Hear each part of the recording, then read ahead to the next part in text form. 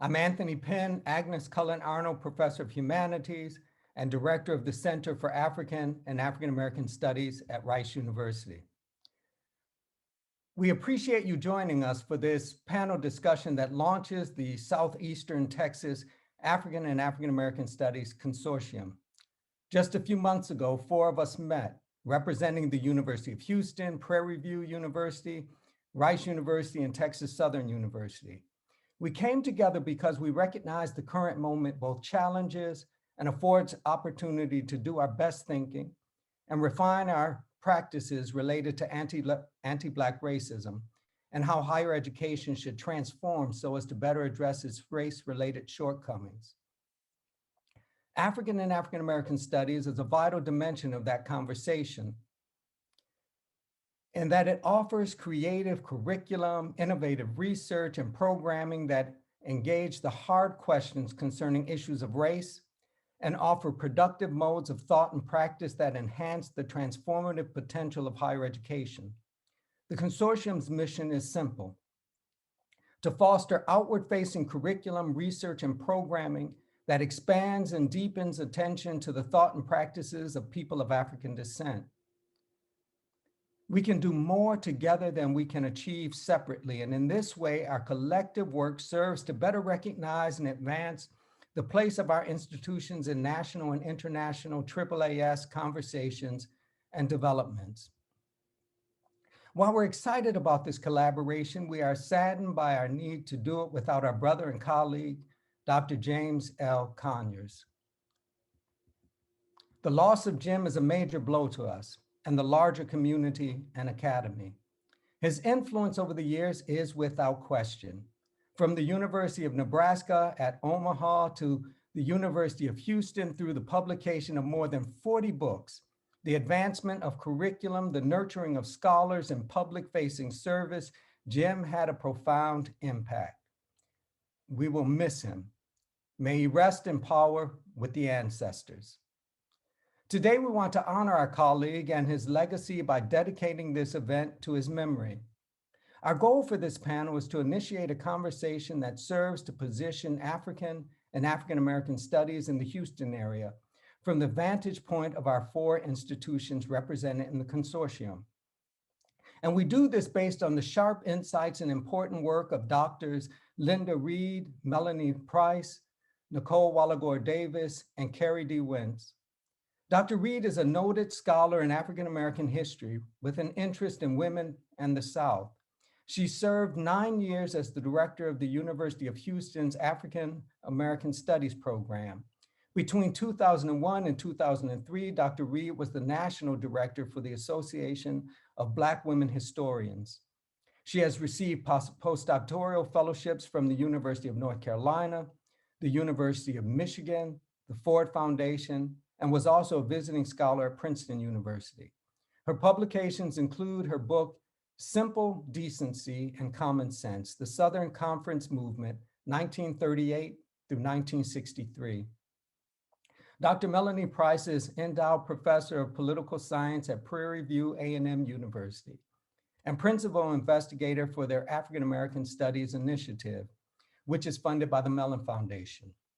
Dr. Price was recently named Inaugural Director of the Ruth J. Simmons Center for Race and Justice, and her publications include The Race Whisperer, Barack Obama and the Political Uses of Race, and Dreaming Blackness, Black Nationalism and African American Public Opinion. Dr. Walagore-Davis is Associate Professor of English at Rice University. She specializes in African American and late 19th and 20th century American literature and cultural criticism, with a particular emphasis on Black intellectual history, Black internationalism, critical race theory, and visual culture. She's the author of Sanctuary, African Americans and Empire, an associate editor of Remembering Jim Crow. In addition, Dr. Walagore-Davis's essays have appeared in numerous publications, including the Cambridge History of African American Literature, Centennial Review, African American Review, and the Mississippi Quarterly. Dr. Carrie Wentz is Professor of History at Texas Southern University. He teaches courses in 20th century US history, Texas history, African American history, film and history, historiography, and research methods. He has written or edited 18 books, primarily on African American history and Texas history. Dr. Wentz is the past president of the Southwestern Social Science Association, the East Texas Historical Association, and the Central Texas Historical Association. And he is a fellow of the Texas State Historical Association and the East Texas Historical Association. After our panelists give their 10 to 15-minute presentations, Dr. Faye Yarbrough will moderate a Q&A session in two parts. First, the panelists will engage each other, and then there will be ample time for questions from members of the audience. So if you have questions, or if questions come up for you during the course of the presentations, please use the Q&A function listed at the bottom of your screen and write in your questions. Dr. Yarbrough is Associate Professor in the Department of History and Associate Dean of Undergraduate Programs and Special Projects at Rice University. She's the author of numerous publications, including Race in the Cherokee Nation, Sovereignty in the 19th Century. And she serves as visiting editor for the Journal of Southern History. Dr. Yarbrough has held national research fellowships from the National Endowment for the Humanities and the Woodrow Wilson National Fellowship Foundation. Again, to all of you gathered here this evening, thank you for joining us. Let's begin our conversation with Dr. Reed. Good evening. Thank you for your introduction. And I will begin my remarks. I want to talk about African American studies as an institution with solid community principles. And by that, what I mean is that almost everything that we as a people have done is related to some sense of community, which I hope that you'll gather by the time I complete my remarks. African American studies programs formed when students and faculty at mainstream campuses formed them, brought them forth. Students, of course, became a reckoning force in the early 1960s when they and one of their strongest mentors, Ella Baker, changed the world in the modern civil rights movement, modern civil rights struggle. In the years before and after Freedom Summer in Mississippi, young people, America, and the rest of the world understood, as Sam Cooke said in his song, "I know a change is going to come." The organization that became the catalyst, the Student Nonviolent Coordinating Committee, represented the format that historically brought the African American community over so many troubled waters, so to speak. This format is what I call community. What is community? A community is a unified body of individuals, a social unit with a commonality like norms, religion, value, customs, other kinds of identity that we associate one with the other. People in the unit support each other. They generally have a common cause. Communities also allow for expressions of differences. And when students in the late 1960s at such institutions as Yale University in Connecticut came together for African American studies, they called into question the larger campus community. And they also called into question their own community of peers. Not every African American student agreed with what was termed at that time Black Studies, the name that the early programs were called, or did they agree that these programs were needed? Let me pause to mention that one of the students at Yale University became a mentor and friend of mine, Armstead L. Robinson. Some of you may have come across information about Armstead. He was a very strong supporter of Black studies. This opportunity to think about the significance of African American studies allowed for me to review the years that I came to know and appreciate Armstead Robinson, the first director of the Carter G. Woodson Institute at the University of Virginia. Armstead held numerous conversations with me and others about how important Black studies was for him at Yale and why it was needed. And actually, Armstead's records are in the archives at the University of Virginia. And there's a whole section on his conversations and work related to the formation of Black studies at Yale. He earned his undergraduate degree at Yale, but Yale's environment prompted Armstead and other students to form the Black Student Alliance. From there, Armstead and other students worked together to design an undergraduate Black Studies program. How proud they must have been to design and host one of the first Black Studies symposia ever held in the United States at Yale University in 1968. Armstead left us too soon in 1995 at the age of 48. The same year that former President William Jefferson Clinton recognized Professor John Hope Franklin and Judge Leon Higginbotham with Medals of Freedom. And as a matter of fact, a lot of us did not go on to DC to congratulate Franklin and Higginbotham because we stopped off in Charlottesville for the memorial service for Armstead. But if you look at some of those pictures online, it's a digital way to see some of that information. You will see that Armstead is there on the campus, commingling with the students, but he and about one other student was the only African Americans present on the campus. So you can understand that the students wanted to build a sense of community based on their experiences, based on their identity. And so they ventured out, and that's what they did. We can discuss community and how important it is and has been in all of African American history. Armstead and his friends had recently witnessed how a younger generation stood against all odds that resulted in acts of Congress, the Civil Rights Act of 1964, the Voting Rights Act of 1965. Legislation that would be so much more meaningful than such acts from 100 years earlier. Community brings a sense of belonging. Community says we are in a set of circumstances together.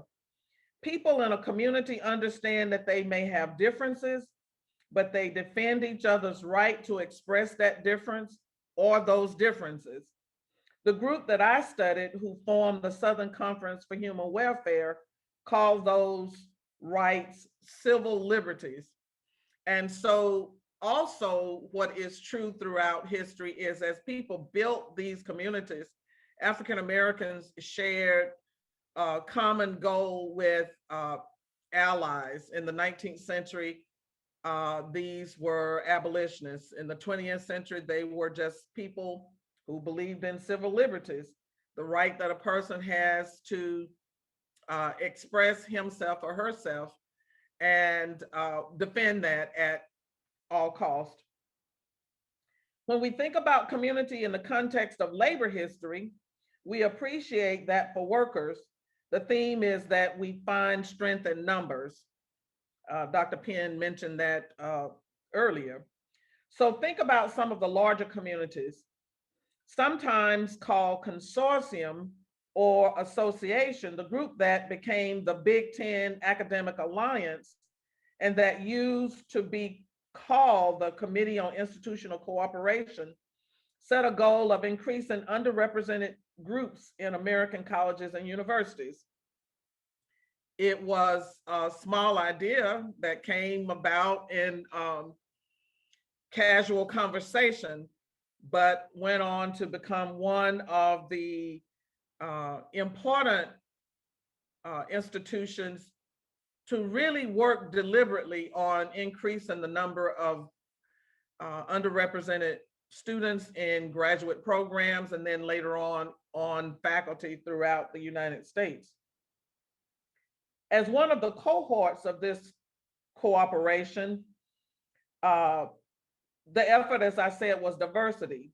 The recruits met such prominent scholars as Ronald Takaki, who could illustrate through the growth and production of cotton how so many of America's ethnicities became connected in shared experiences. It was just amazing, one of the conferences that I attended in the fall, and saw how he was able to do that. So all of the hands that planted the cotton, produced the cotton, and all of that, they were not only African Americans in another part of the country, they might have been Mexican Americans in another part of the country, they might have been Asian Americans. And you can also see the connection of that identity with the prominence of railroads at the end of the 19th century. In the South, a lot of the workers were African Americans. And then the farther west you go, a great number of the workers became of Asian descent. And so when you look at the study of a subject in that sense, then you get a real strong understanding of the connection of ethnicities, the connection of identities. African Americans had a long history with the growth and production of agricultural products in this country.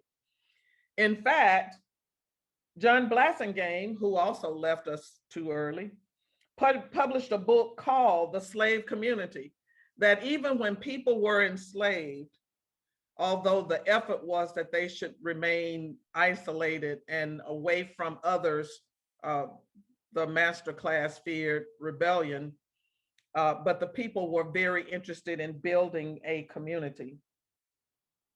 And so they spoke about things that they made sure that others didn't know except for themselves. And they enjoyed themselves as best they could under the circumstances. And I was just really amazed one day. I was teaching my class and I thought I need to show them this digital archive on Nat Turner, who led that rebellion in Southampton, Virginia in the early 1830s. And what did Nat Turner and the people who came to assist him in the rebellion do before they struck out on the rebellion? They barbecued pigs. I said, oh, is that amazing or what? But anyway, they went through the ritual of really forming this sense of community and alliance before they set out on this desperate effort for freedom. And so, as I said, even Blassingame, with all of his work on the era of enslavement, talked about how people wanted to have a community. John Blassingame also chaired the African American Studies program at Yale University. So it is highly likely that Armstead and John knew each other during that time, certainly later on, because they were both historians. Once we get all the way back to the era of enslavement, the sense of community shows that persons of African ancestry built strong communities in spite efforts to the contrary. Similar connections had held communities together over time, even in the time in which we live. Songs, music, religion, intellect, dance, food, finances, families, and yes, likes and dislikes.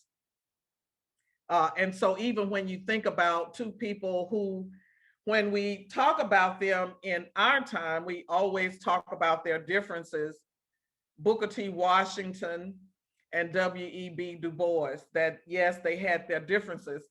But when we were taught about these two individuals in graduate school at Indiana University, our professors always emphasized that, yes, we needed the ideas of Booker T. Washington, and yes, we needed the ideas of W.E.B. Du Bois.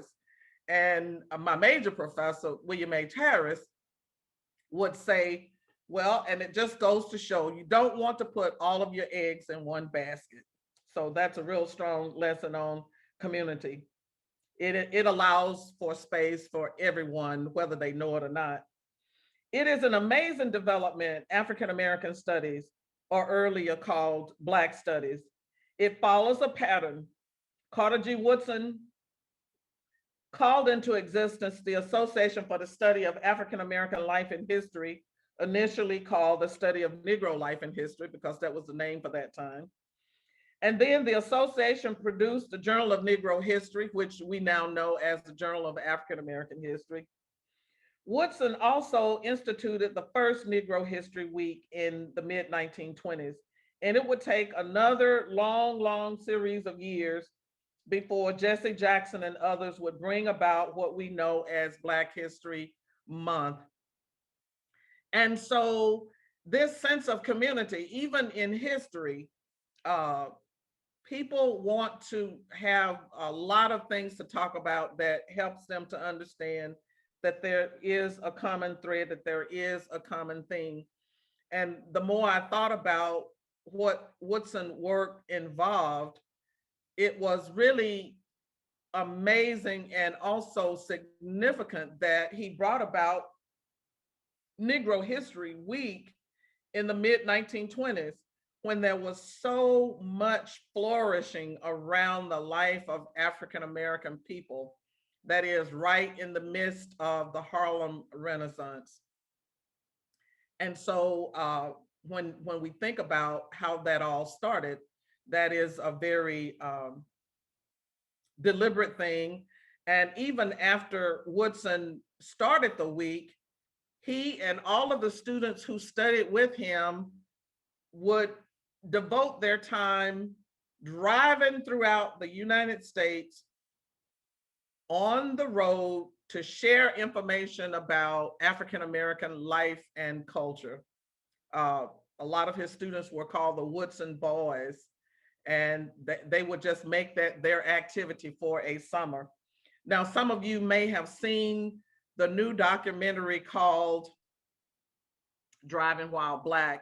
And so if you have seen that, you understand that the car served as a way for people to feel free in moving about, but it also helped them to understand their limits. And so there would be problems with being stopped, just like with circumstances that we have in 2020 and the time in which we live. And as people travel, though, what they were really illustrating is the strong sense of community through family connection and friends. Thus, we can now address another need. Is it time to call into being a consortium of African American studies programs, departments in various regions of the United States? And so I think that's a very good question, given that this is the inaugural event for this kind of activity right here in the Houston area. So those are my comments now, and we will come back to any part of it that I introduced that we would want to return to later.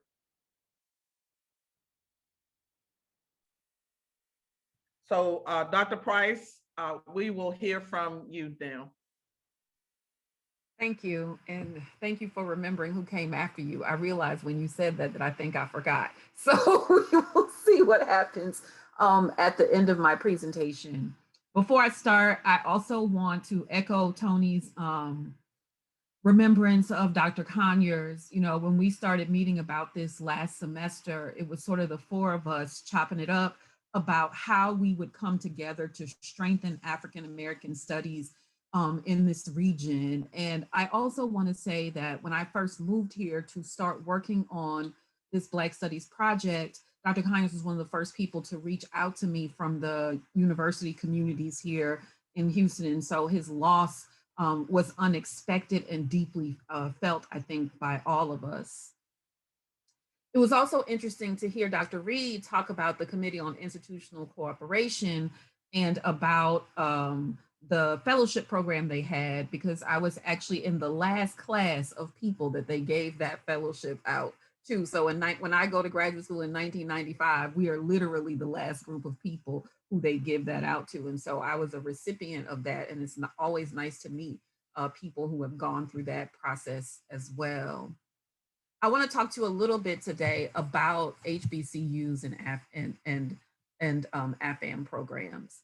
Now, before I start showing my screen, I want to say that part of this set of comments is really sort of a thought exercise, but also kind of a response to the most likely response I get all the time. So I tell people, oh, I'm going back to my alma mater. It's an HBCU to start an African American Studies program, and they say, what? You don't have an HBCUs? How can you be a Black college and not have Black studies? And then you have to go through this whole discussion about the origin of Black studies, about all of these things and why this may not have happened. And so over the last 2 years that I've been doing this, I've sort of had to learn the response, and I'm going to walk you through that a little bit.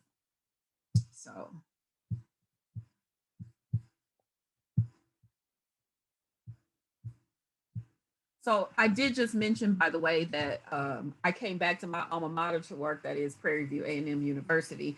And so if I'm going to talk about AFAM at HBCUs, then there's no better HBCU to put at the top of the screen than Prairie View, and to highlight the things that people know us for, right? In many ways, we are sort of influencers of Black culture. And I think the two probably things that people know most about Black colleges are the bands and then the development of activists and protest students. So I thought I would start by saying, listing, I could have had a million pictures up here, but literally I just stopped at this point to offer up to you that most of the people that we're talking about, when we talk about at least things that have become almost canonical in African American studies, they were all doing their work at Black colleges.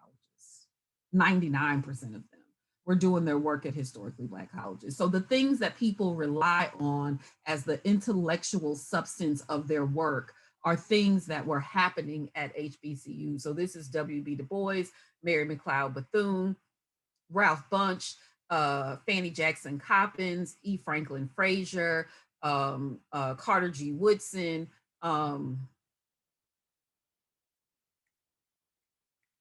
what's the other one? The Peanut Man, the Wizard of Tuskegee. I can't think of his name right now. But anyway, I lost track of it as I was talking. But George Washington Carver.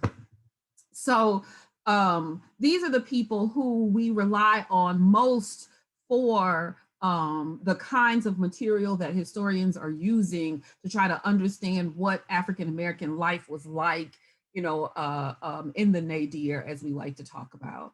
And it's not just these people, but it's also those nameless professors at those schools who were collecting data and collecting information that is so useful. So recently, I have a friend who was digging through some archives, and she comes across at Southern a professor whose name was Cade, Dr. Cade, who, while he was at Southern, he uses his history class to go out and interview formerly enslaved people. Then he spends 10 years at Prairie View working there, and he uses class to do the same thing. So he collects in the 1920s, before the WPA starts their oral history project, he collects all of these oral histories. All of this kind of stuff is the stuff that then becomes the meat of the ideas that we talk about now. Not just that, but most people who got their PhDs before 1965, whether they ended up at a predominantly white campus, almost all of them spent some time, some part of their career at an HBCU. And I think that has to be acknowledged as we sort of talk about this story. But then this is really sort of the crux, I think, that starts to explain some of the things that happen with African American studies, right? So African American studies is the result of student and faculty protests across campuses. And we talk a lot about that. I was in the AFAM program at Rutgers for 10 years, and we talked a lot about how students took over buildings. It's a similar story on all these campuses. Students took over buildings, students held sit-ins, and then they developed an African American studies program. But what people don't often talk about is the parallel student protests that were happening at historically Black colleges. And so there were, so this is Cornell, the wildest of all stories. So the one with the guns is Cornell University, right?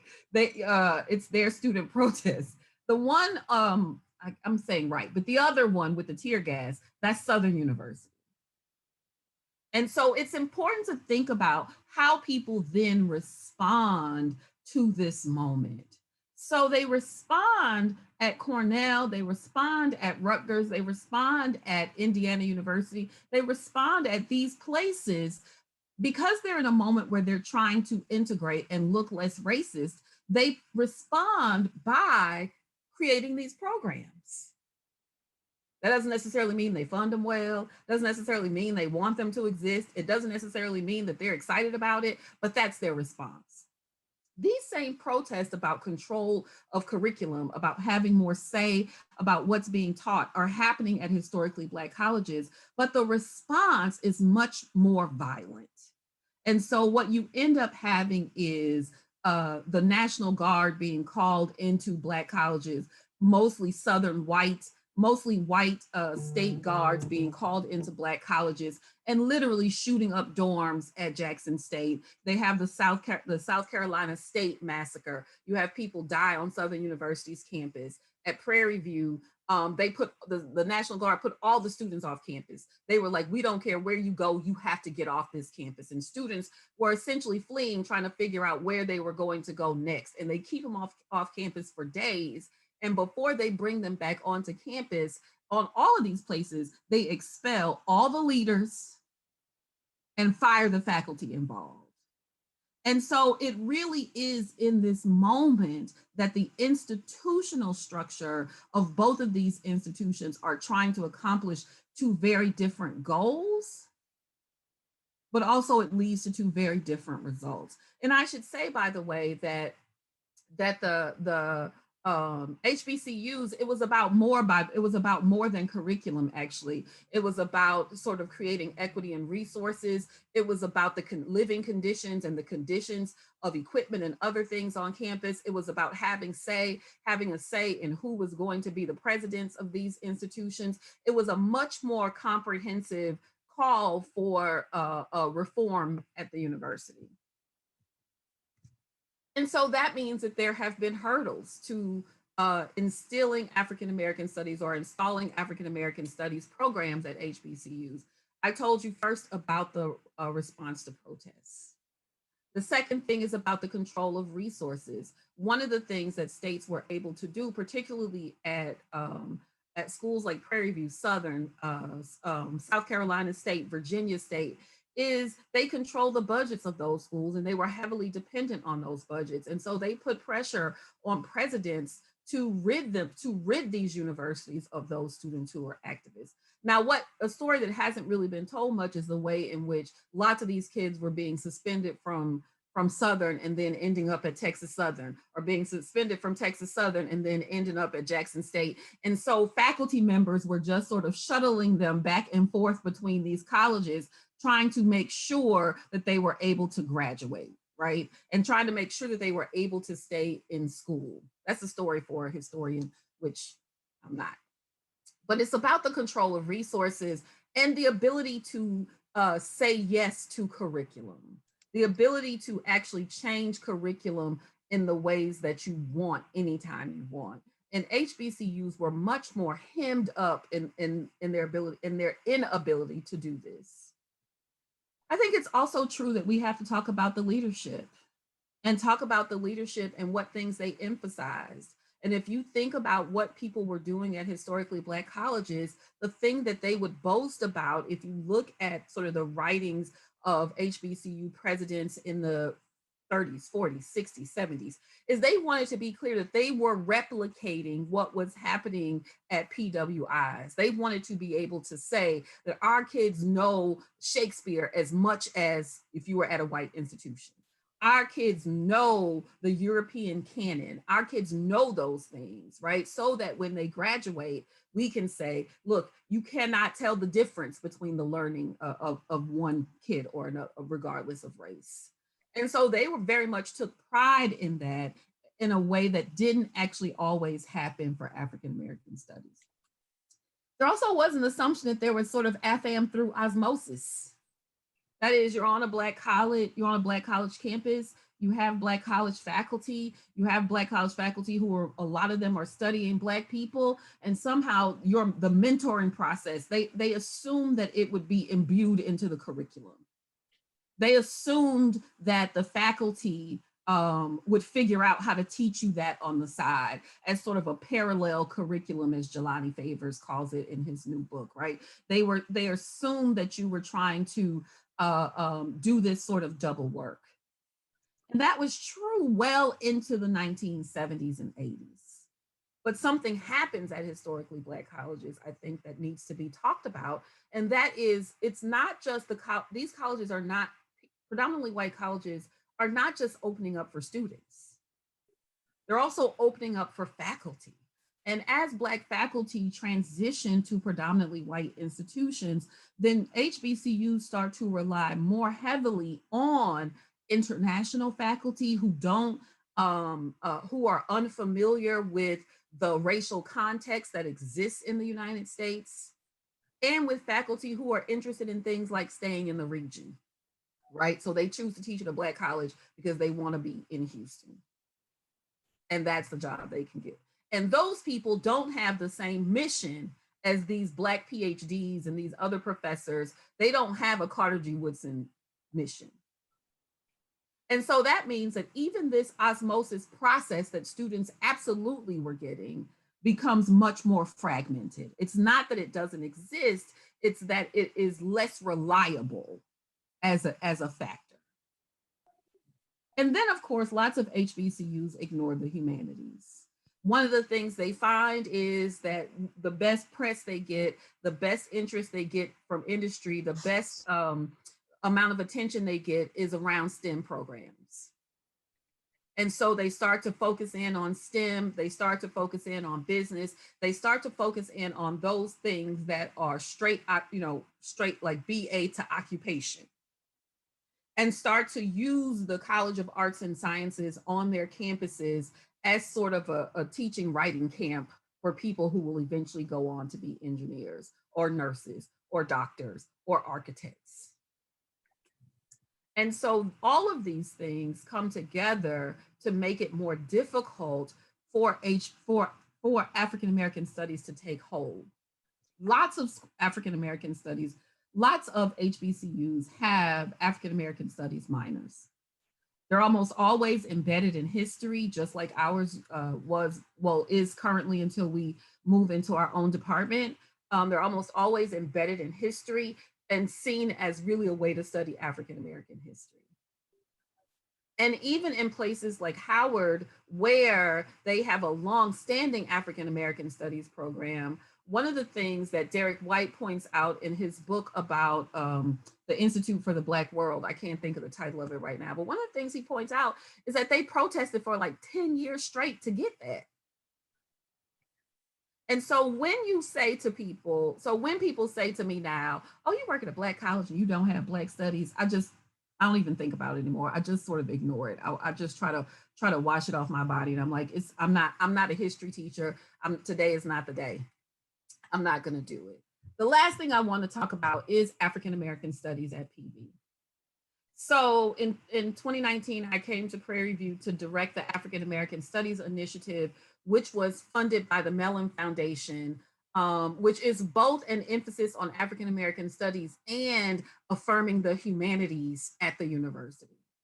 And so we set about, we have a summer institute in African American studies where our faculty get to interact with scholars from around the country for an entire week. They come in and they do really like formal academic lectures in the morning. And then in the afternoon, we have informal sessions about pedagogy. We have informal sessions about, what it means to teach in African American studies. They talk about what it's like at their campuses, and then they help us think about what it might look like at our campus. And then we also have a lecture series that bring up really important questions. But all of that is leading to the development of an African American Studies program and an African American Studies department. We have started that process. The proposal is working its way through our own campus as it stands now. And so we hope to be online by the fall of 2022. But here's the focus of our program, because we believe that it's not just that we are sort of catching up to the African American Studies train. We believe that we are catching up and then we are going to pass people up. So we are going to catch up and be innovative at the same time.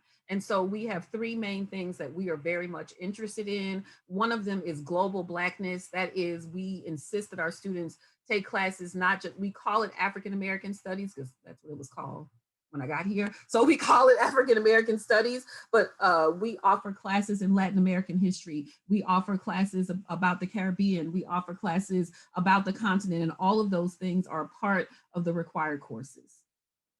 And then the third focus, we have a humanities and social science. You take classes in humanities and the social sciences, but also we require our students all to take classes in public history. And our belief is that we need to start training people who are going to be good stewards of African American archives and cultural history. And so all of those students will take classes in public history. They will be required to do a public history internship with some museum, some kind of cultural site. Then the other thing we're going to focus on is doing digital humanities projects that start with preserving our own history, but ultimately expand out to other places, that ultimately say more about African American life and history. We believe that we can do more work as a university to tell the study of Black people, not just in Texas, but across what I'm calling the I-10 corridor from LA to LA. That is from Louisiana to Los Angeles, because that is the migration pattern of most of our relatives. It is where most of our students come from. And so we're trying to figure out ways to help these kids learn more about research, learn more about race and power, while also learning more about themselves. So I'll stop there and I look forward to more questions. I'm trying to think of who comes after me. Nicole, I think it's you.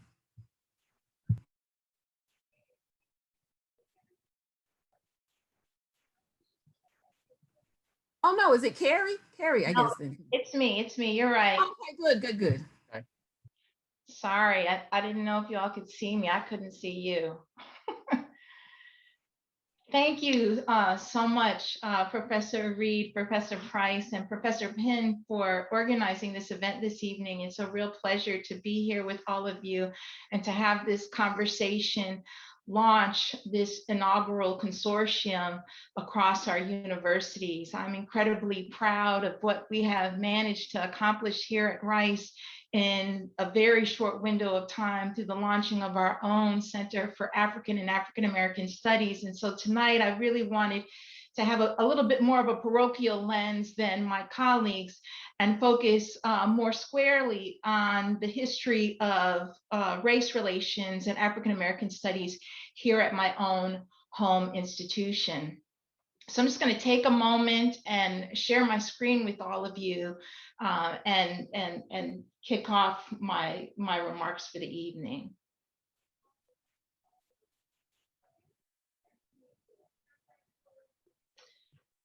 When William Marsh Rice thought of his institute, he never could have imagined an evening like tonight, where Rice University would be featured in a discussion on the history and future of Black studies on the campus he chartered and endowed in 1891.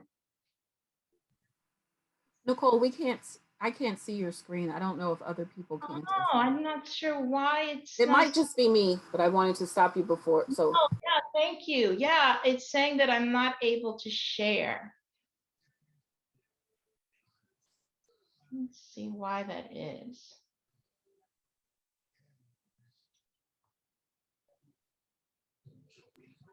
Okay, there you go. We have it now. You got it?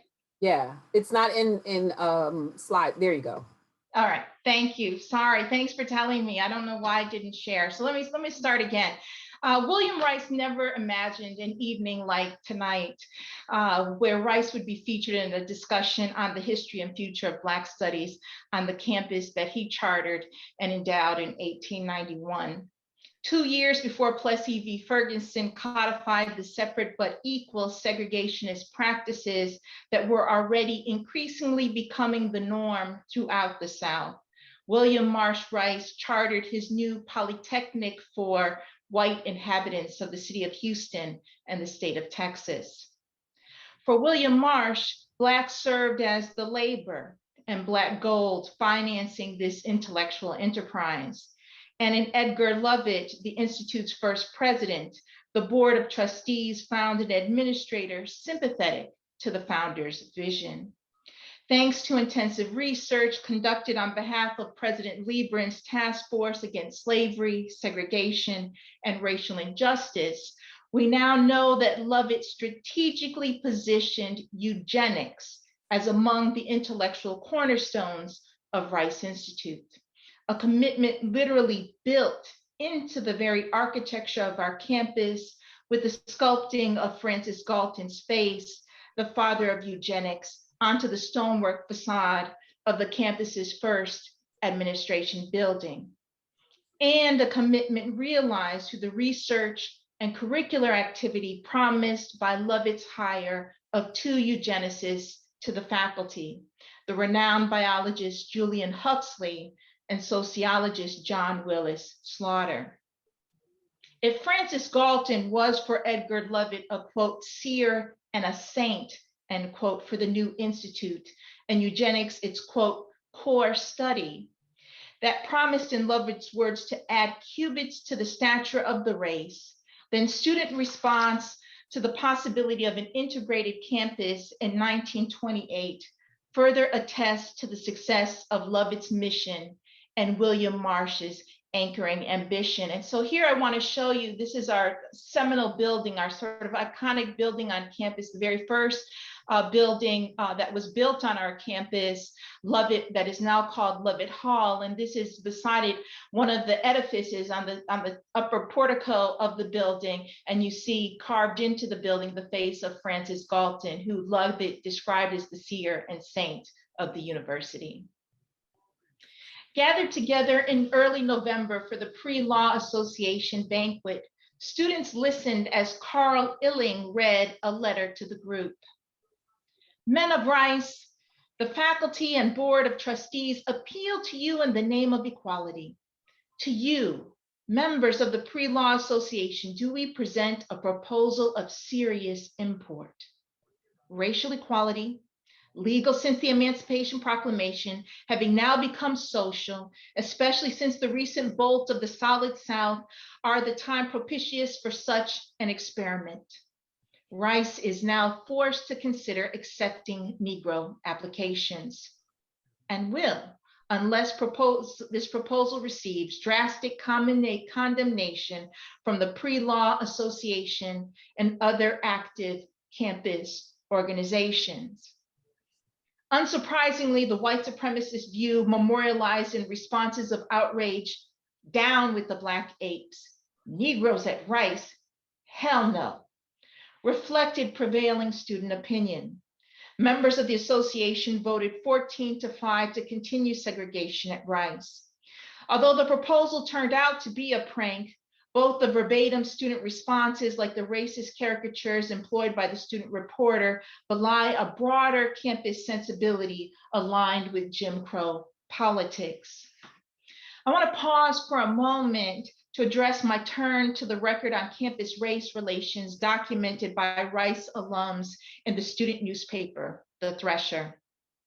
Discussions on the history of African and African American studies in US colleges and universities fundamentally engage the place of critical race and Black diaspora studies in higher education.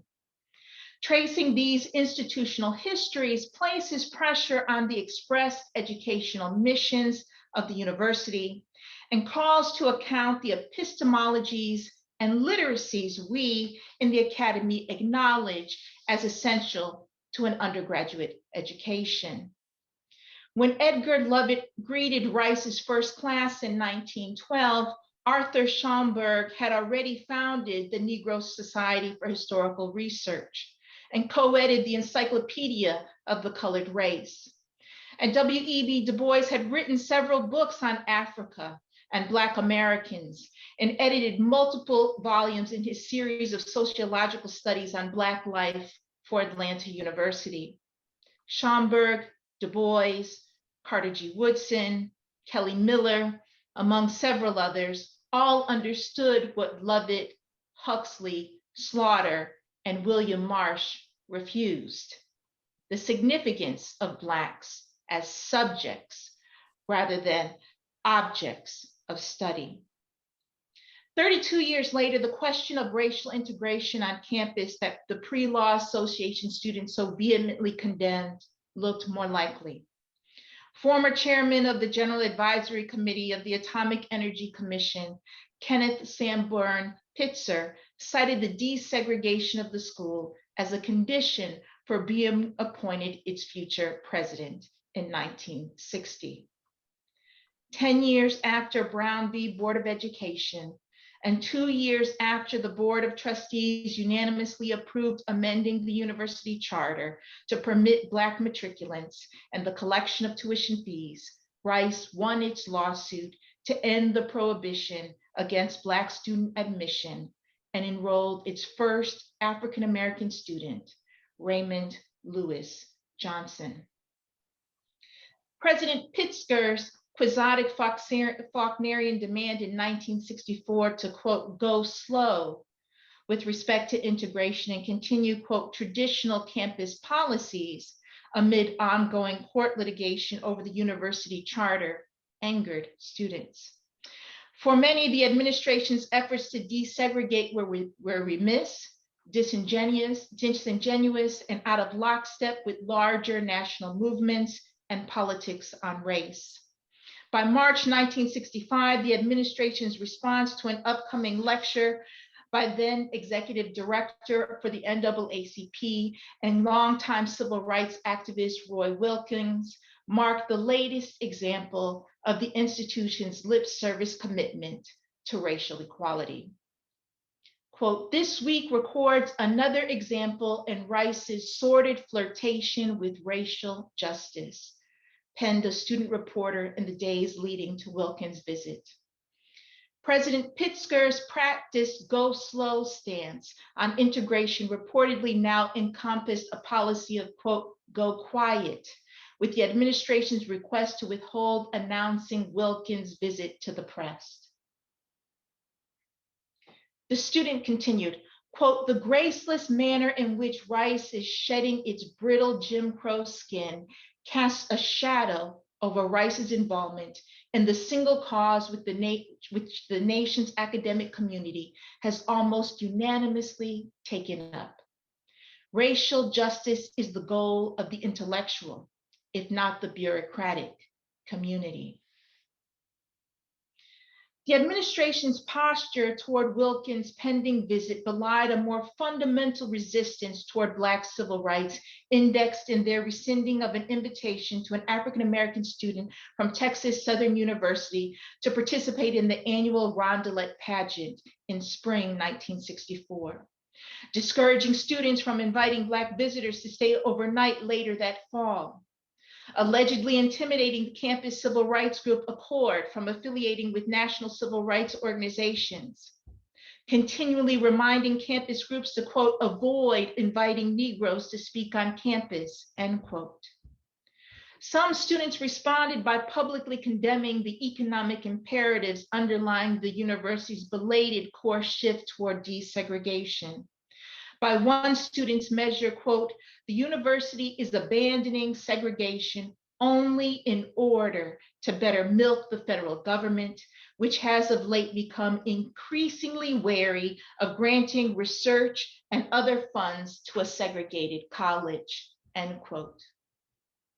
Undergraduate Darrell Glidden captioned this tension in university leadership as the, quote, spurious dichotomy between integration on the intellectual and integration on the social level. The sobering experiences of Rice's first Black students reveals the substantial challenges African Americans face on a campus whose culture, curriculum, and physical plant remained either resistant or ill-equipped to embrace and fully support the diversity, integration proffered, and the modes of equity and inclusion it necessitated. Some of the earliest calls for an African American ethnic or minority studies program occurred in 1969 with an open forum at Anderson Hall to, quote, discuss the possibility of a Black Studies Social Relations Department, end quote. What for Rice remained only a topic for conversation was already achieved at other universities responding to nationwide student activism. In 1972, Black Student Union Chairman Curtis Davis submitted a proposal to form a Black Student Center in the soon-to-be raised ROTC building, promising student labor to assist renovations, strategically reducing institutional expenses in order to gain administrative support. Davis's ambitious plan envisioned a site, quote, for the instruction of courses on Black culture that would include a dedicated library in Black studies, a gallery space featuring Black art, a performance and meeting hall for large events, and offices for BSU executive members. By 1975, students like Craig Johnson chided the university's failure to include the study of Black history within its curriculum.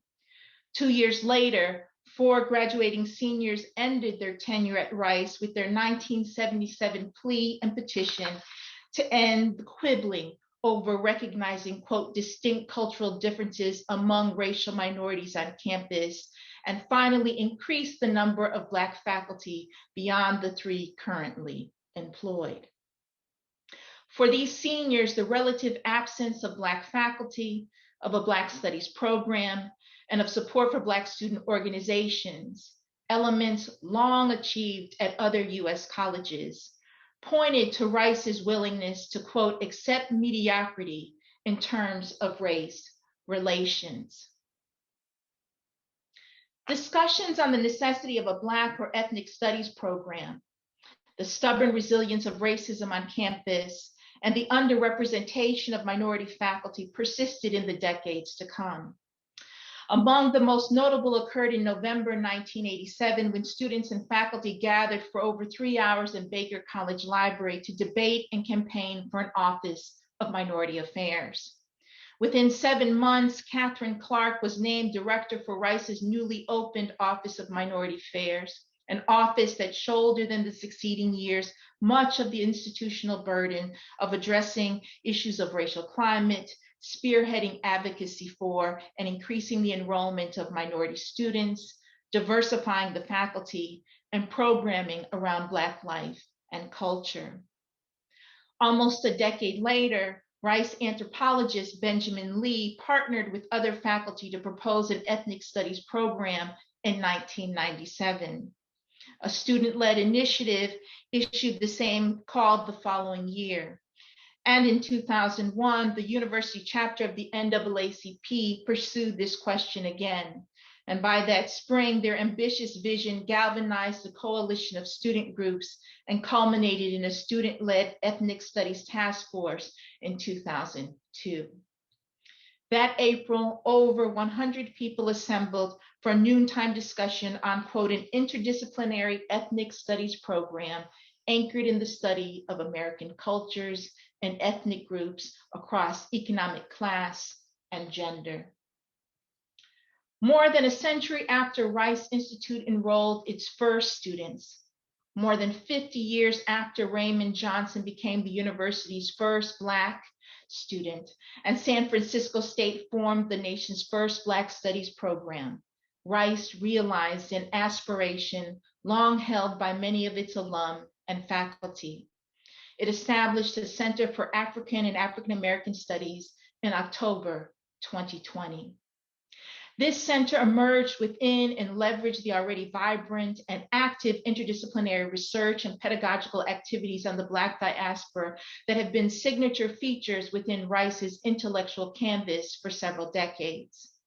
Strategically situated between the School of Humanities and the School of Social Sciences, the center's academic mission, programming, and faculty hold faith to the interdisciplinary methodologies that govern the study of Blacks across the diaspora. Operating less than 2 years, the center supports a new undergraduate minor, offers a graduate certificate program, hosts numerous speakers and academic leadership workshops, regularly features listening sessions with graduate and undergraduate students, sponsors an artist in residence program, and holds a monthly colloquia series. Our ambitions for this center are as big and bold as a distinguished research institution to which we are affiliated. We hope to leverage the unique racial histories and experiences of Blacks in Houston and across the Gulf region, to be able to grow in scale and extend our campus and community impact through the hire of additional Black Studies faculty, and to augment our campus blueprint with the creation of a world-class freestanding research center featuring performance spaces, innovative classrooms to support interdisciplinary team-driven faculty-student collaboration, a dedicated library, an art gallery, and offices for faculty and researchers. Let me turn over the rest of the program to Professor Wins.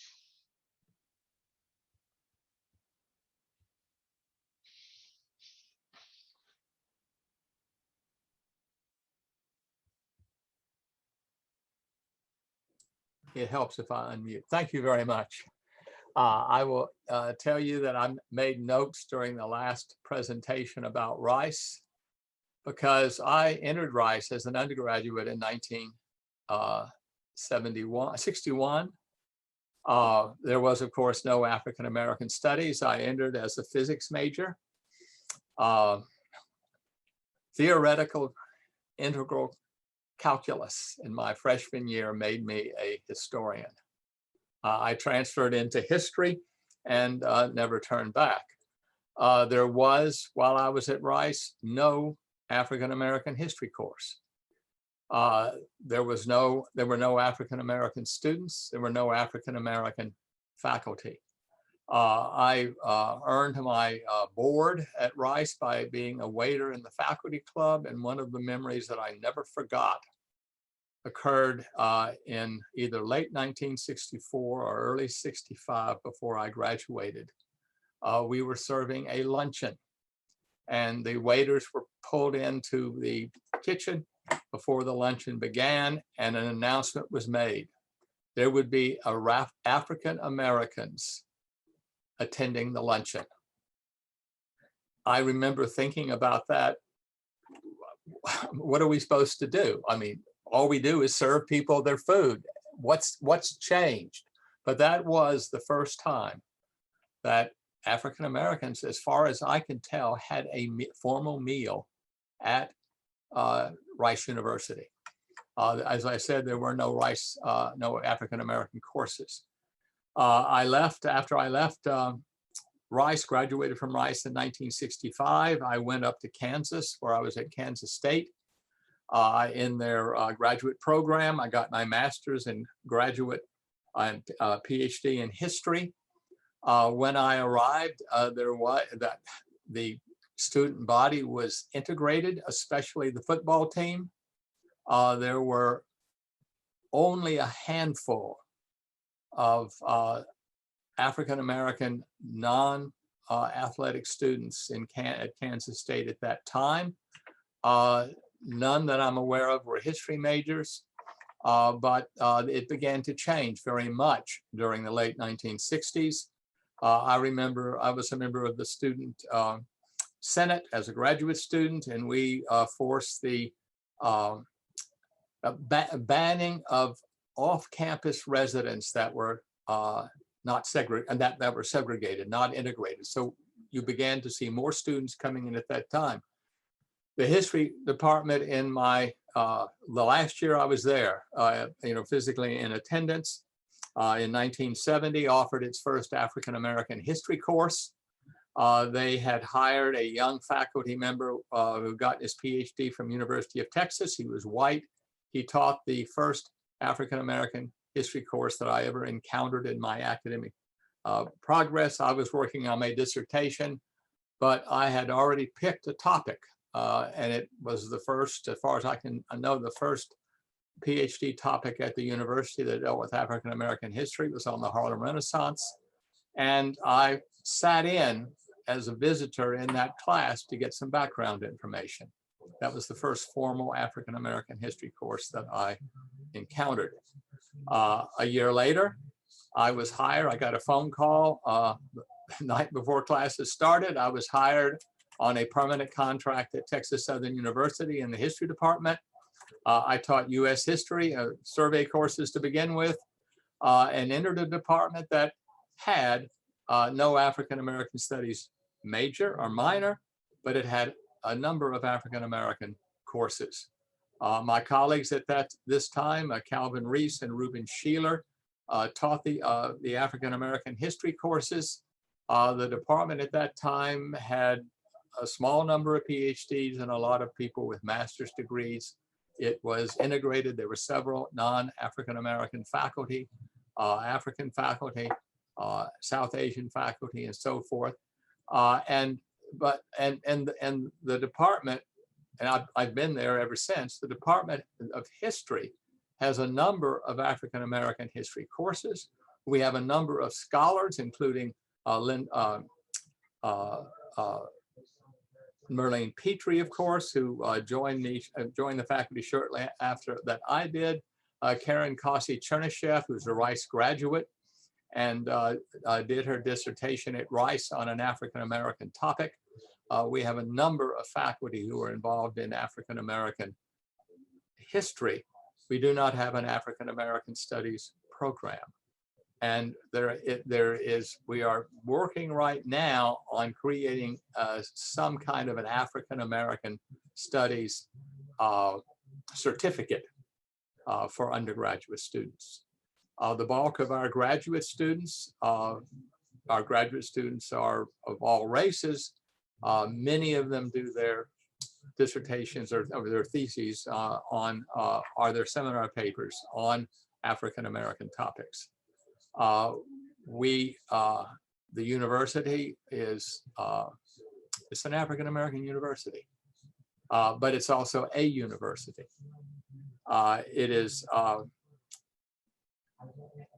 in our department, we require extensive scholarship. We expect our young faculty member to have a book to get tenure. We are a publishing department, I think more so than virtually any other department in the humanities and social sciences. Much of our scholarship spans the world. We have people who are scholars in Chinese history, in African history, in European history, in all facets of US history, and of course in African American history. It is a very vibrant and welcoming university. And I think it's been very successful in providing our students. We have a number of our students who've gotten bachelor's and master's have gone on to get PhDs at universities around the country and are faculty members now.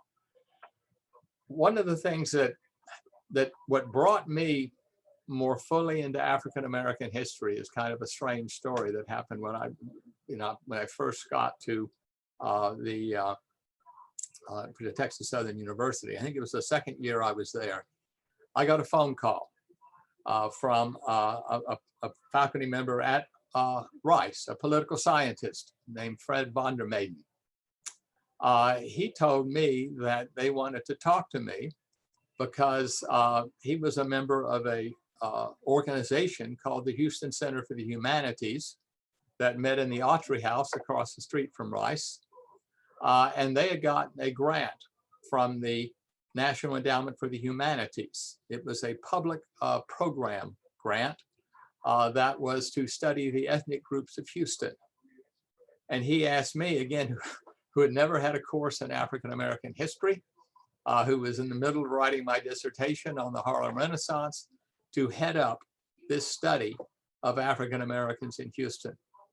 And I would say that that event and the work that came out of that certainly broadened my knowledge and experience of African American history. It resulted in a number of public programs and a book that the now defunct Rice University Press published on the, I think, 8 ethnic groups that made up Houston. And of course, one of them was African Americans. And from that point on, despite my race, I began to be looked at in the city of Houston among a number of people as an African American historian. I see Linda there. She and I have we're not close friends, but we're colleagues, and we've known each other from when she first arrived at Rice. I think we talked very shortly after you got there,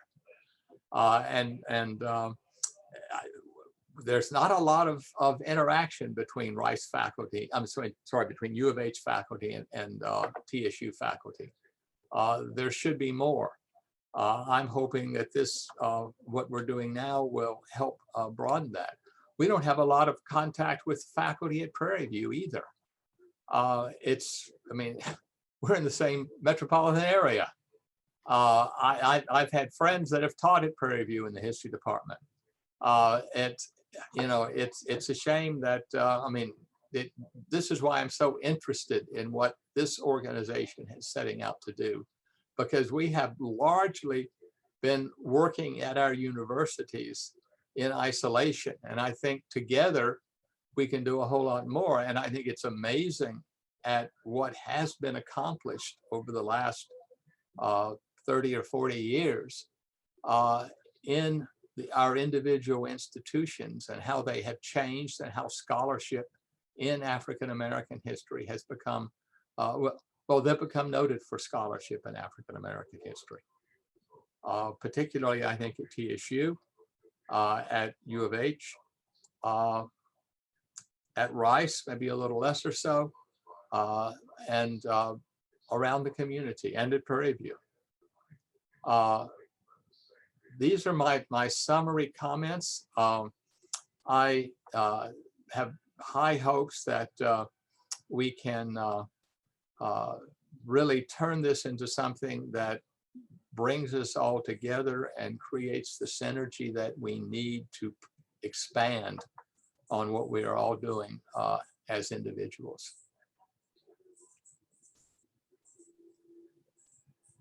Thank you so much, Dr. Wentz. I would like to thank all of our panelists this evening for offering their comments tonight.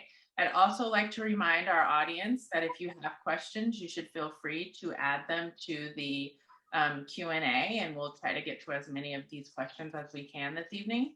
So as Dr. Pinn mentioned earlier, for the first part of our question and answer session, we really wanted to give the panelists an opportunity to ask questions of each other and to interact with each other.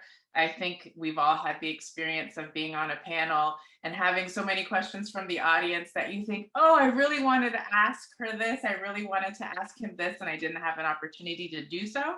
So this is an opportunity for some conversation and questions between the panelists. And I would like to take the opportunity to ask some questions first, since I'm in this position. I think I'm gonna just use my prerogative to ask some questions. And as Dr. Wentz was talking, a question that really, I don't know why it wasn't more obvious to me sooner, but I'm curious to hear what our panelists would say about why there haven't been more interactions between the institutions, about why it's taken until 2021 for this kind of consortium to be formed. Do you have any ideas about what the barriers may have been to forming these kinds of partnerships in the past? Or I'm just very curious about why you all might think it's this moment that this has been able to happen and why it hasn't happened sooner. And I open it up to anyone who would like to address that. I am going to say something that I think is part of it. I truly feel, and I'm not talking about the individuals here, I'm talking about the institutions. And I think the culture in the institutions, if not the culture, and I can't speak to the culture in the departments, I don't know it that well. But I really do not feel that Prairie View and TSU are viewed as equal institutions in the city of Houston. I think that there's a sense that there are somehow lesser institutions. And I'd say because they are African-American institutions. And I find that somewhat troubling. I don't think it extends to a lot of individuals, but I think it extends to the university culture. I know, and Linda can attest to it, we have sent a number of our MA graduates to her program, and most of them have done quite well. We've sent MA graduates to Texas A&M, who, and again, most of them have also done quite well. I would certainly hold our MA students up against anybody's. I would say that our best undergraduate history majors, their weakness is they haven't read as much as perhaps they do it. I know they didn't read as much as I did at Rice. I'm not sure any students today read as much as we had to read at Rice when I was there. I remember I had Alan Matiso in his first course, and after a hell of a semester, we begged and pleaded, and he agreed no more than one book a week and maybe an article or two. And I'll tell you what, it surely prepared me for graduate school. But I think that there is this sense that somehow TSU and Prairie View are, we're better than the community colleges, but we're not as good as they are. I see you nodding, Dr. Price. Do you agree? You know, I was raised in Houston, so I have very different kinds of vantage points about this. I was raised in Southeast Houston, so I've basically spent my life going up and down Scott Street. And so you know the stories of the institutions, you know these kinds of things, and you know the ways in which the Black community feels more welcomed on certain campuses than they do on others. And so I think, you know, that's part of it. But also at those Black colleges, people are teaching a ton more classes. And so the opportunity to make overtures to other people is, you know, the limited time that you have, you're trying to figure out what you're going to do in your own space. You know, I think the thing that's interesting about what's happening right now is it's about leadership. I think in some ways in some ways institutional leadership, but in very much particularly Anthony's leadership, who is like, let's figure out, you know, how we're going to do this. It's something that I would have loved to happen, but I was like, of all the things I'm doing, it wouldn't, you know, that wasn't going to be one of them. And what I hope is that as we start to do more things, then we start to interact with each other more. So one of the things that we have suggested is that we do intellectual panels, we do brown bags, where we all get to meet each other, because it makes it easier to be a scholar when you know other people who are doing the work. But I do agree to some extent that, you know, Prairie View and TSU, we were strictly resigned to Black stuff. And so when Black things happen, they come to our student centers and figure it out. And other times, just the student center. And then other times it's sort of, we'll find an expert at the real university.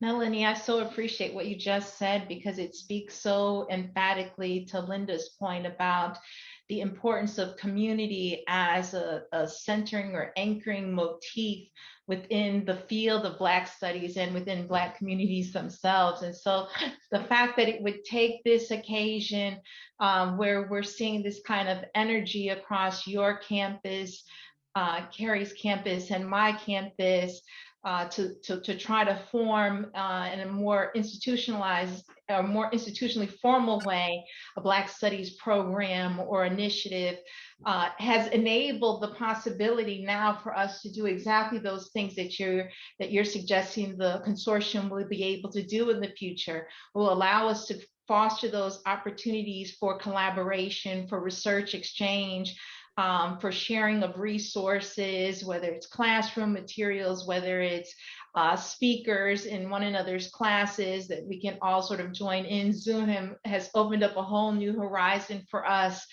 to interact at low cost in ways that were perhaps a little bit more prohibitive in the past. And so I love, Linda, that you started us off with the conversation about community, because I do agree with you that there's no way to talk about the field in which we work separate from a discussion about community, and also the kind of public facing work that we do in communities, about the importance of our work to live the lived lives of people in communities, and to the ways in which Black Studies programs and initiatives have historically worked to build communities across institutions and within their own nascent campuses.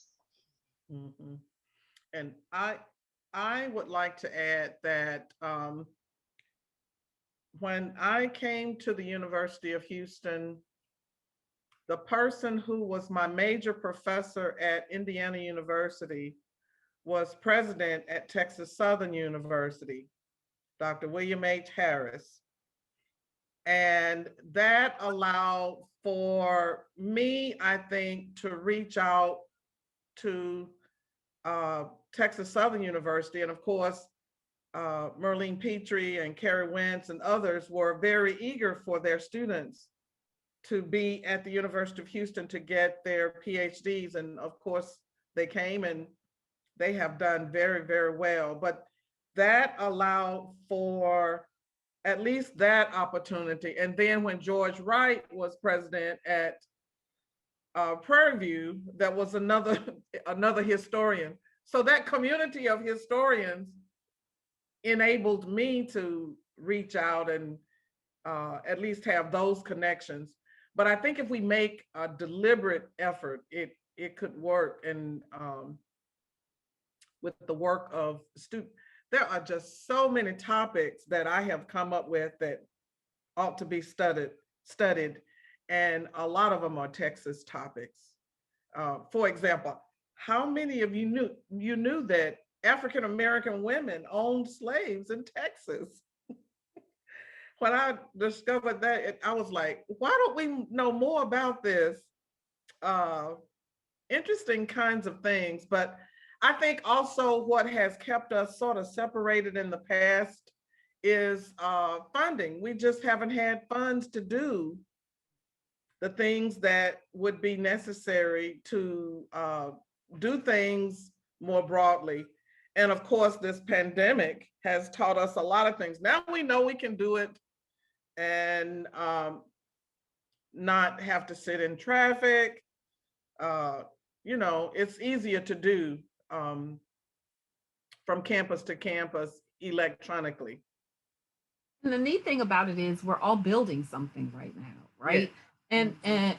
And sadly, with the passing of Dr. Conyers, University of Houston is going to have to think about what their Black Studies, it will have new leadership, what Black Studies will look like going forward. And as we're all trying to navigate for the rest of us, state policies, state procedures about developing majors, but for all of us about what this is going to look like on our campuses, what kinds of challenges, because everybody will come up against challenges on their campus, regardless of whether or not it's a PWI or an HBCU. And it gives us a sounding board. Before Anthony called us together, I was really just sort of doing a lot of this in my head.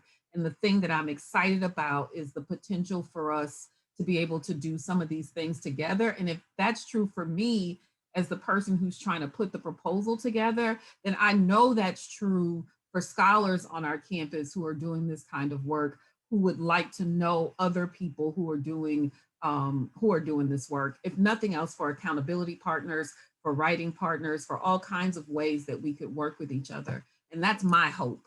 Mm-hmm. on a national scale, I know that the National Endowment for Humanities is interested in this kind of cooperation among institutions. And so that gives resources and support to the effort. I had a question for Nicole, if I could. I noticed that the statute of Rice had a chain around the neck, and I've been confined to my house because of the pandemic. I don't go out much. But was that from some of the activity last summer? Because I know that the people who put that statute up there didn't put a chain around that man's neck. No, it isn't. You're absolutely right in that, Linda. That is part of the student demonstrations that have been going on off and on since the summer over the status of the statue of William Marsh Rice on our campus. We are in the midst of an intensive study of the history of slavery, segregation, and racial injustice on our campus.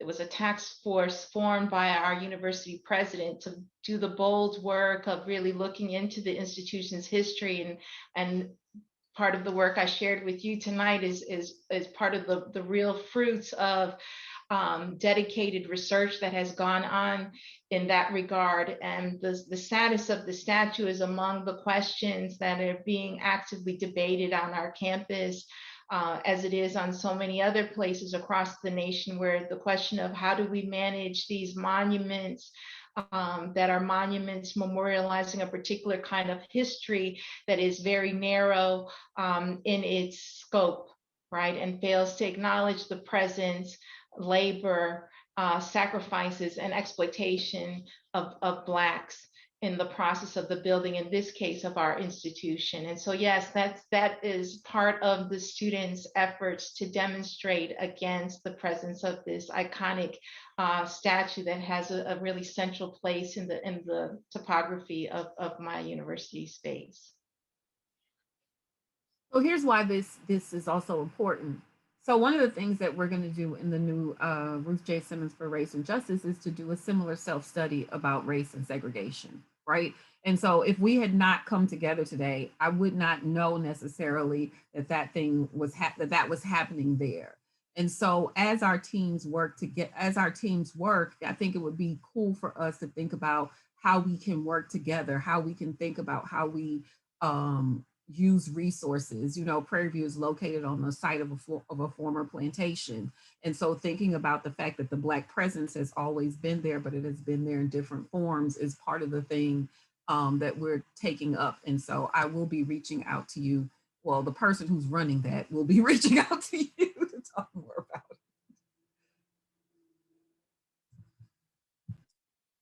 Are there any other questions that you all would like to ask each other, or comments you would like to make to each other?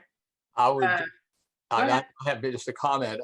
Linda, I don't know how much you know about the origins of U of H, but U of H and TSU are twins. They were created together as community junior colleges located in high schools, night schools. They became four-year colleges about the same time. TSU became a state institution out of the effort to prolong segregation. U of H became a state institution, almost 2 decades, a decade and a half later. But those are, and they're, they are contiguous institutions virtually in terms of their physical property now. Yes, I was aware of that. And when Dr. Harris was president of Texas Southern University, and I would often see Professor John Hope Franklin, and he would tease Dr. Harris, and he would say, those institutions really belong together, so you should encourage the state to merge them, and you should be president of the two. That was an ongoing joke that John Hope Franklin would have with William H. Harris. Well, I can tell you TSU is now embracing that much more, I think, than U of H is.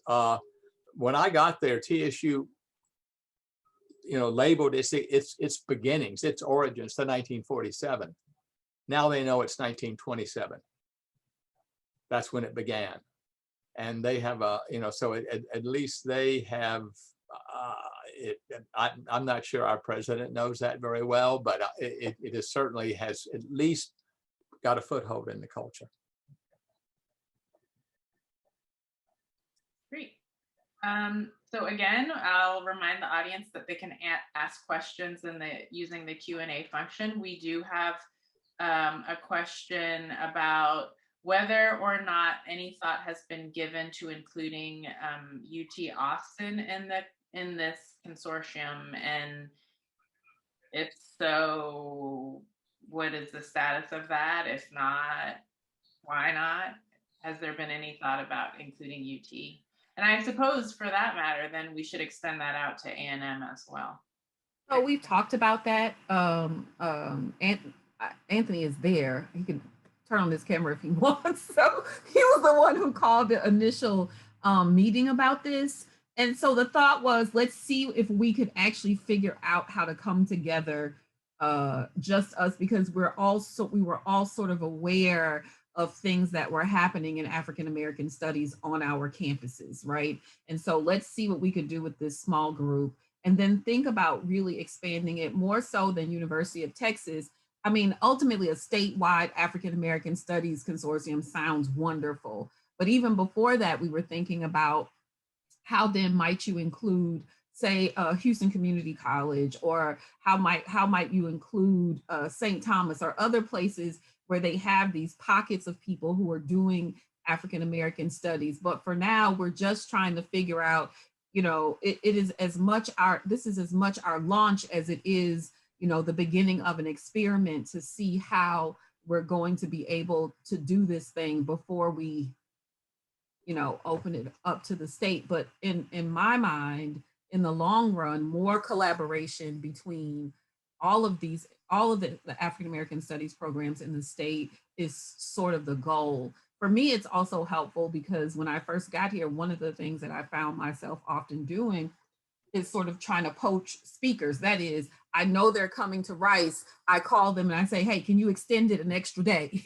Right? And then I have to figure out who invited them, what, what I mean? It's like a whole machination process of figuring that out, because it makes sense that if they're coming to one of our campuses, our students are also often reading those same things. And I see that kind of thing as also, where University of Houston invites someone to their campus and Carrie says, hey, if we can stay an extra day, if they can stay an extra day, then they can come to our campus as well. Just trying to, or say an extra couple of hours.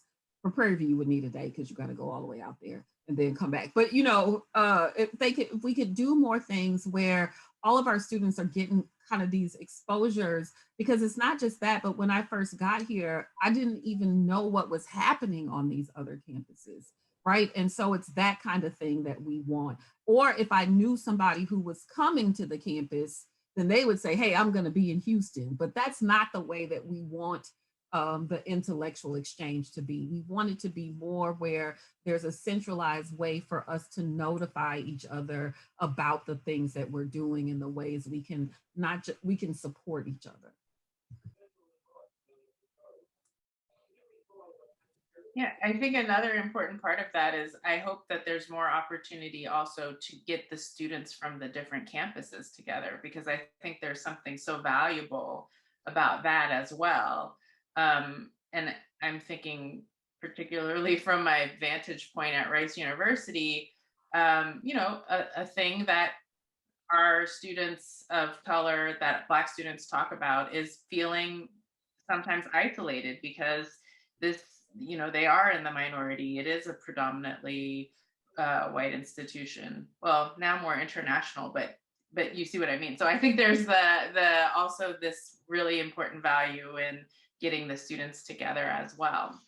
Okay, another question that's come into the Q&A is about balancing how the consortium might balance and or promote the pursuit of Black Texas history with a larger international focus, global history, Caribbean history.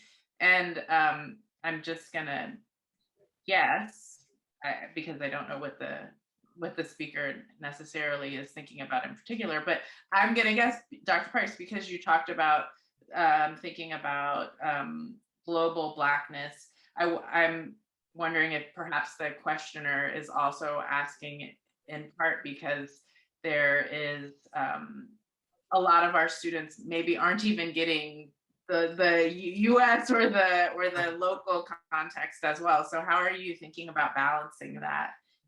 So one of the things is we're trying to really sort of improve our own the stories we tell about ourselves at Prairie View. We're trying to improve our own archive, and so part of the thing is digging to do research. When I first got here, I found myself relying on sort of two people who work in the archives, and I was like, this has to improve. So our students will be doing lots of work within our own archives, which houses the Negro Teachers Association, which has Freedmen's Bureau documents, which has the original papers of the SWAC, the Southwest Athletic Conference, lots of PVIL documents. And so there are lots of documents that are state focused, because Prairie View was sort of the center of Black education, not just in terms of college, but also in K through 12. So debaters, sports, all of that stuff. So it will end up being lots of things about Texas. But I guess Rice is really the only difference here, but all of us tend to get students who are from, like, we're heavily Texas focused, or our students are heavily Texas based. And so part of the thing that I always want to do is sort of do what was done for me, which is to kick them out of the nest a little bit, right? That is to force them to think about places or think about a world that is bigger than them, right? I left, Southeast Houston going to Prairie View, and that was, the first time I lived away from home, I went 45 minutes from home, right? And so, but at some point I had to leave. And so part of the thing of ensuring that they do that is to just try to give them a more expansive worldview, not to the neglect of the local, but to make sure that they're not just focused on the local and in fact are doing something bigger. One of the ways that the global placement or interest could be addressed among undergraduate students is to really take advantage of the study abroad various programs. I get letters all the time, but I haven't taken advantage of that resource because, well, too many things to do at the University of Houston. But we could encourage our students to be a part of those programs.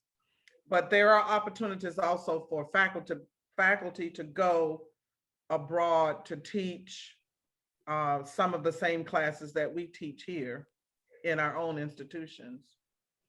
I mean, many of our students, we're 70% first gen, 60%, something like 60% Pell Grant eligible, which means that the first time a lot of them get on airplanes is when we send them somewhere.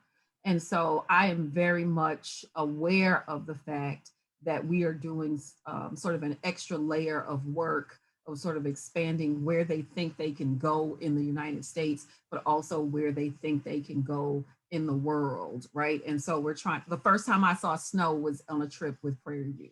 And those are the kinds of things that, I'm aware of as from my own experience, but also to extend to them as well. You're muted, Carrie.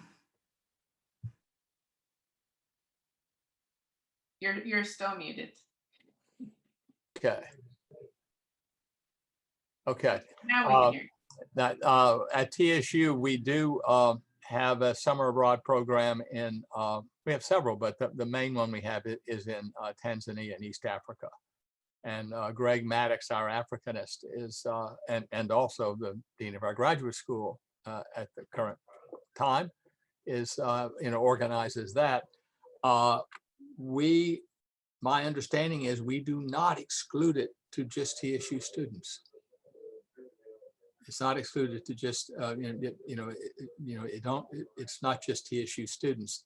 I know that TSU subsidizes some of it, and I don't think we would subsidize students from other institutions. But I'll talk to Greg. Of course, we're not doing it this summer. We didn't do it last summer. I assume we're not doing it this summer. But it will be, you know, we will do as soon as it's feasible to do it again. We've done it for almost several decades.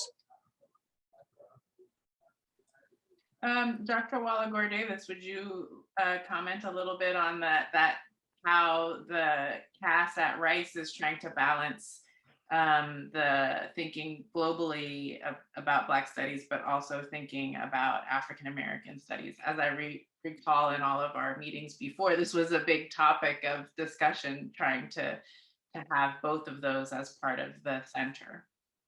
Yeah, I think the center has a strong commitment to making sure that our students understand that the study of Black people is actually an international enterprise.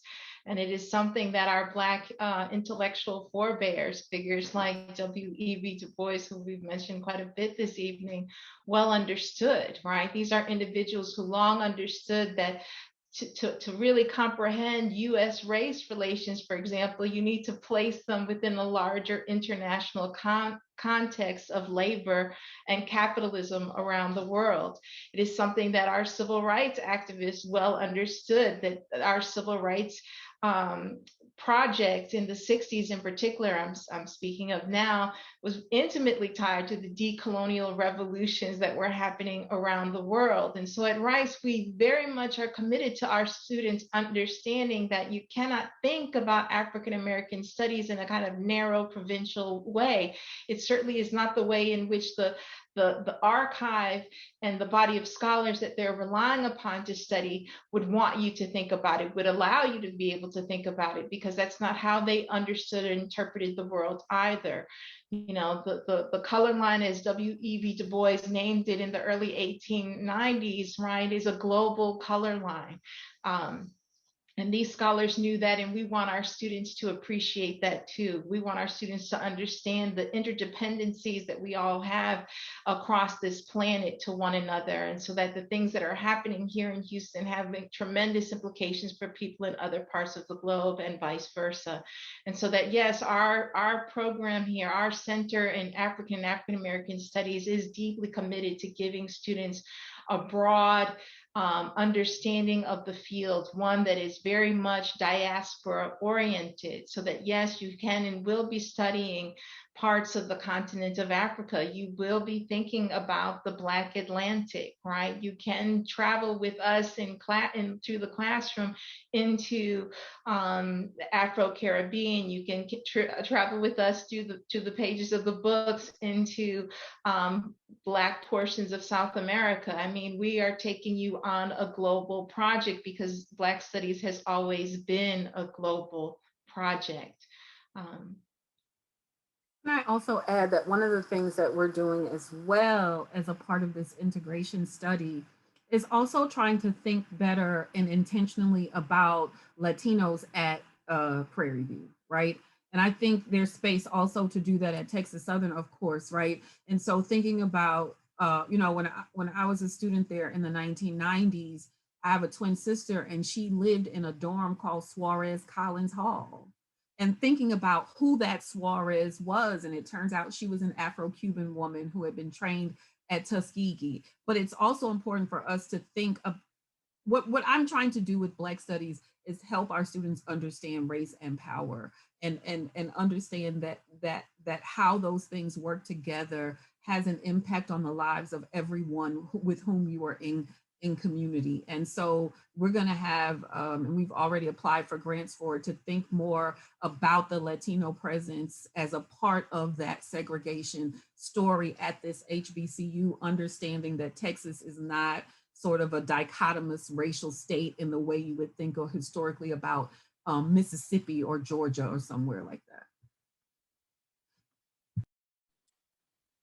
We have another question from the chat from Dr. Alexander Bird.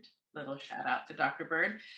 In terms of interinstitutional collaborations of the kind that we should aspire to, are there present regional models of multi-school cooperation that you think about when you consider the potential of this new group? And we have a similar kind of question from another audience member, Shavante Wright, about, are there other examples that you can pull from that, and also offers the suggestion of perhaps the consortium listserv or newsletter to exchange information. But are there other examples that you can see as models, or do you feel like this is going to be a unique consortium that actually can serve as a model for other institutions to follow?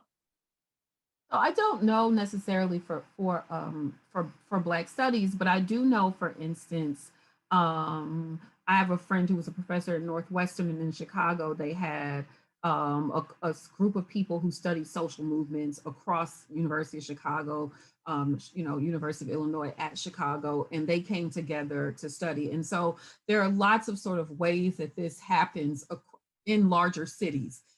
Maybe not as formal as a association for the study of African American life and history, but there are lots of ways that this happens. But also, so what we want to do is sort of foster those things. This organization, we won't be the organization won't necessarily be the people who put all of this together, but we'll be a clearinghouse, and that clearinghouse will have, of course, a website. It'll have a way of sort of putting out emailers, try to give people information. And literally we're trying to think through those things right now, but we also wanted to say to people who are stakeholders in this is a thing that we are trying to do, and we think it's a good thing. I'm actually talking for Anthony a lot, Anthony Pinn a lot here, because he was the person who sort of brought us into this. But I think that's how we're thinking about it, right? So we'll have a website, we'll have ways to communicate, we'll have a way to facilitate. And so we think we'll try to do more of these kinds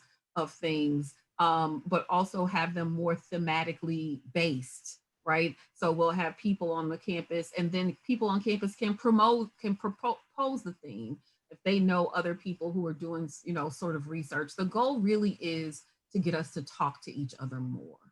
Mm-hmm. The old Houston Center for the Humanities back in the early 70s was that kind of an organization. It was not centered just around history, but mainly around history, literature, primarily. And it had representatives from TSU, U of H, Rice, Houston Baptist, University of St. Thomas, and I probably some others. It died when it lost its federal funding shortly thereafter. It had offices. It had a executive director who was salaried. It flourished for a time, but when the money dried up, it kind of disintegrated. But one of the things that I'm not sure these days, and I'm not talking about the era of coronavirus, that's hopefully a blip, but getting together physically on a regular basis, doesn't mean every week or even every month, but on a regular basis, and talking about things, I think is one way to bring the organization together and hopefully bring new people into it as well, and new institutions. Now, the question is, we're spread out. I guess the furthest people away are the distance, but is Prairie View, but that's not that far anymore with 290. Mm-hmm. Also, I live closer to all of your universities than I do to my own. So, Well, so it's actually more convenient to come to your schools than it is to go to my own, but we will invite you out Good. to visit as well. in terms of some of the consortiums that I have been a part of, for CIC, for example, every fall there was a conference. People came from all over those Big Ten schools, and the topics presented were very interesting. And of course, there were various fields areas of study involved. The same is true for the Ford Foundation fellowships, whether they are pre-docs or dissertation fellows or even postdocs. There is a conference every year. And so it could be considered, if you have one time of year for students and another time of year for faculty. Those discussions are very, very interesting. And people like to talk to other people about their research, and they want to hear what others are doing research on. Some of that can be facilitated also when there is not a conference through email site, and there would need to be a person who would facilitate that on a regular basis to have it maintained. But those are some ideas about that.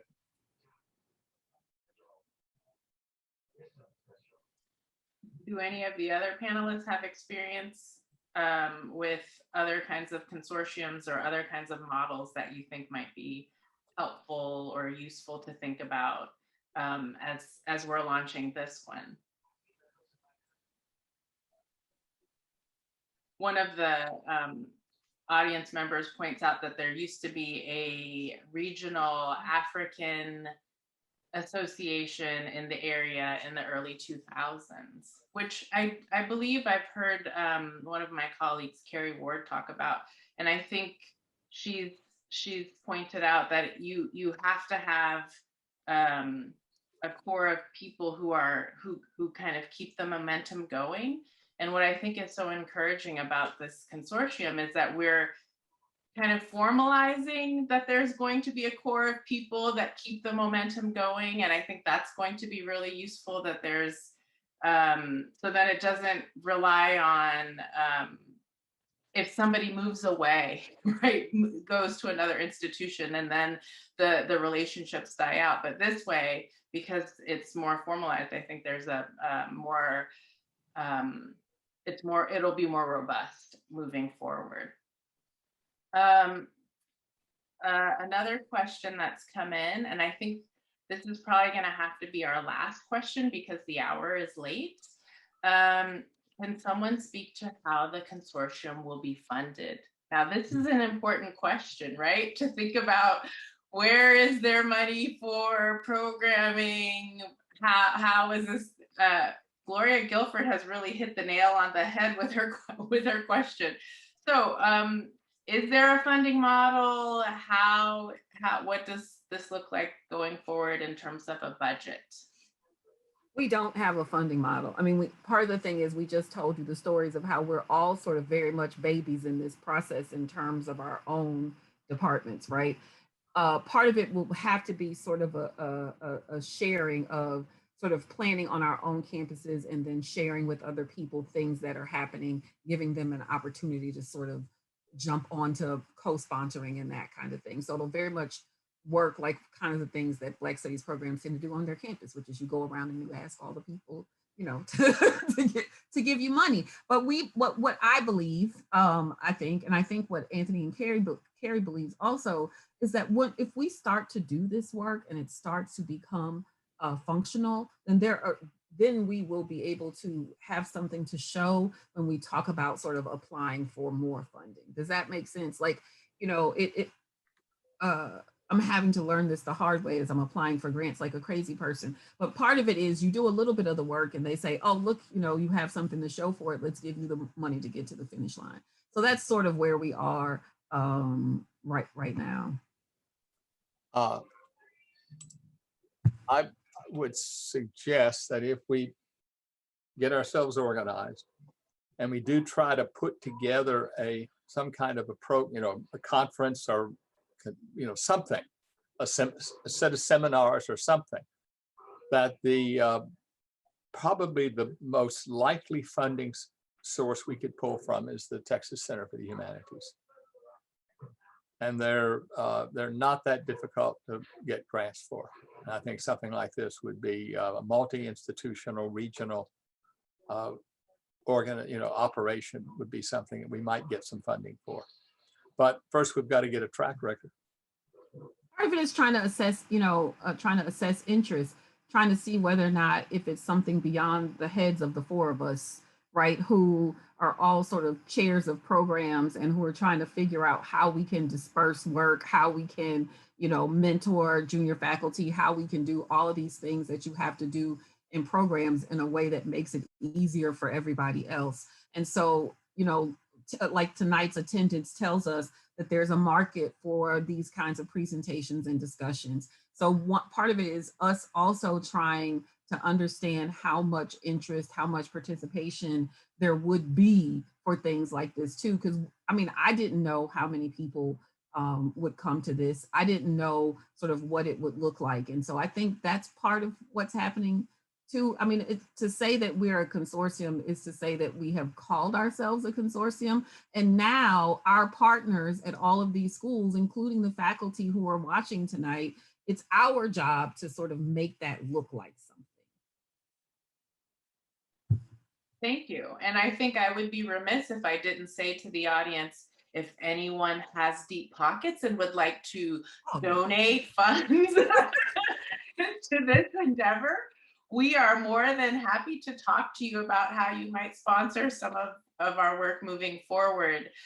So again, we'd like to thank all of our audience members for joining us on a Friday night, and especially as we had to move this program ahead a week after the crazy weather of last week. And I hope all of our audience members are safe and have running water and are feeling comfortable in their homes. I'd like to thank all of our panelists for a really stimulating discussion and for educating us this evening. I really enjoyed your presentations. I took all these notes as you were speaking. So again, thank you to all of our audience members and our panelists. Thank you for joining us. This was a really wonderful program, and we hope everyone enjoys their weekend. Good night, everyone.